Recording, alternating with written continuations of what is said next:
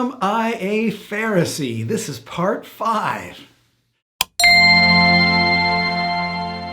Hi, welcome to today's little lesson, and we're looking at the Pharisees, but really we're looking at ourselves to see if we're like the Pharisees whatsoever, and we're working our way through Matthew chapter 23 in that light. So we read in our last little lesson in Matthew 23 in verse number 8, Jesus said, "But do not be called rabbi, for one is your teacher, and you are all brothers. And do not call anyone on earth your father, for one is your Father who is in heaven." I remember, many years ago,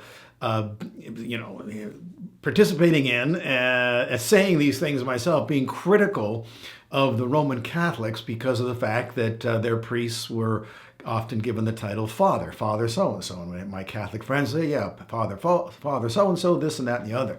And being critical of that because, oh my goodness, Jesus said, don't be calling anyone on earth your father, and here these religious leaders in the church, have embraced and adopted and are utilizing that title, which to this day I believe is totally wrong. But what I'm trying to bring out is the fact that Protestants are just equally as guilty of it when they give any title to their spiritual leaders that resembles anything like what Jesus said right here.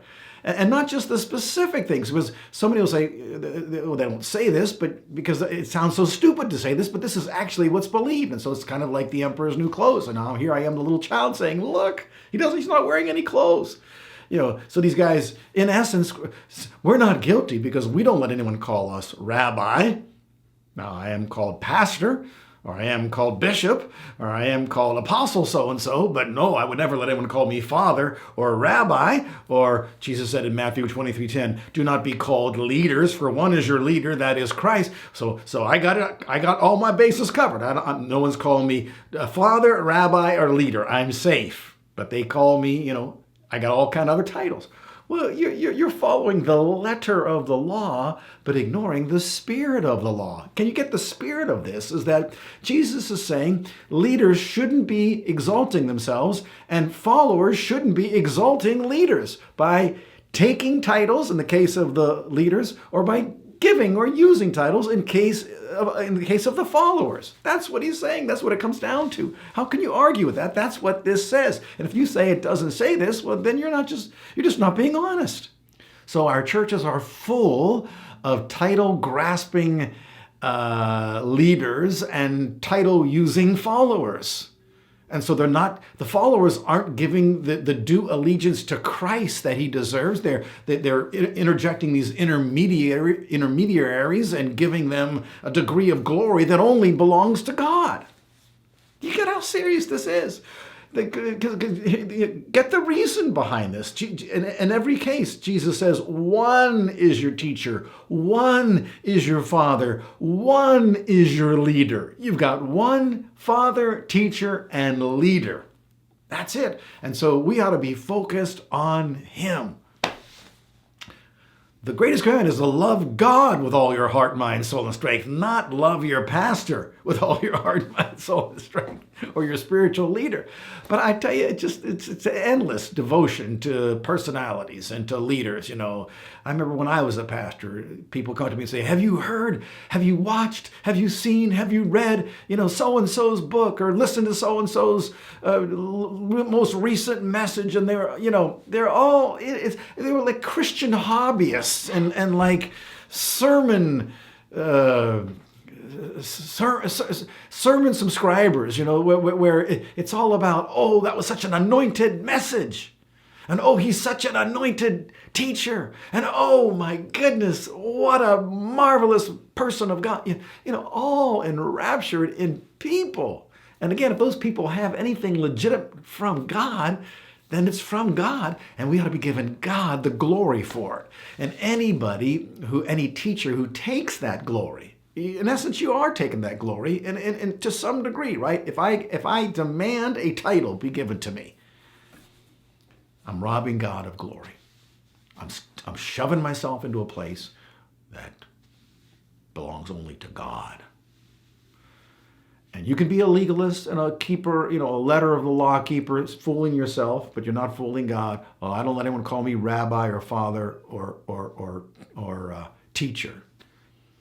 As I said in the very first little lesson in this series, like the guy who heard his pastor give the sermon about the Good Samaritan. And afterwards he said, "Pastor, your sermon has touched my life. If I am ever over there in Israel, and I am ever walking on the road to Jericho, and if I see a man who's robbed there, and so he was sure that he was a good guy, because if I'm over there, and if I'm ever over there in Israel and I'm on that road and I see a guy half beaten or half dead, I'll do something." Totally ignoring the application of the spirit of what the story of the Good Samaritan is all about. Loving your neighbor as yourself. Neighbor. Not over there in Israel. You don't got it unless you live in Israel. You don't have any neighbors really in Israel. A neighbor is someone within close proximity to you, reasonably close proximity. That's what the word neighbor implies. So we're supposed to be loving our neighbors as ourselves, not just the people when we are over there touring Israel and we happen to be the one time in our life on the road to Jericho, and lo and behold, there's a guy lying there who's been robbed.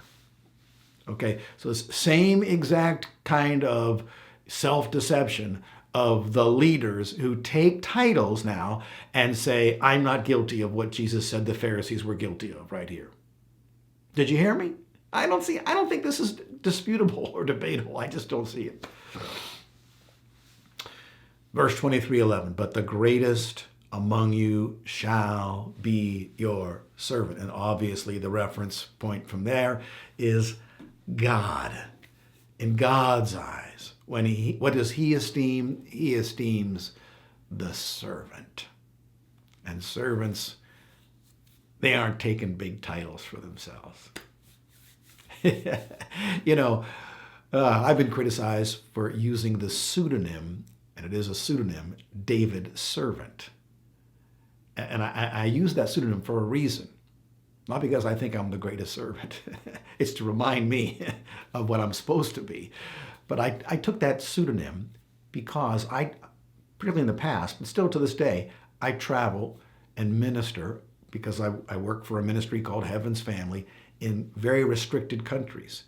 And if I revealed my true last name, when I send my visa, my passport into those foreign embassies to get permission to go into those countries, they'll Google they Google my real name to see if I'm up to no good in their minds. And if they saw that I was involved in Christian ministry, they might very well not give me a visa. So that's why I took a pseudonym, it's just to keep me under the radar in these restricted countries that I go to sometimes. And that's it. But I've been criticized by, I can think of one guy in particular who criticized me, he's trying to exalt himself, claiming to be the great servant. No, I figured that most Christians would realize that can't be my real last name, That's what I thought. And it reminds me, I'm supposed to be a slave and a servant. That's it. Okay. All right, well, over my time today. Thank you so much for joining me. Hope to see you next time.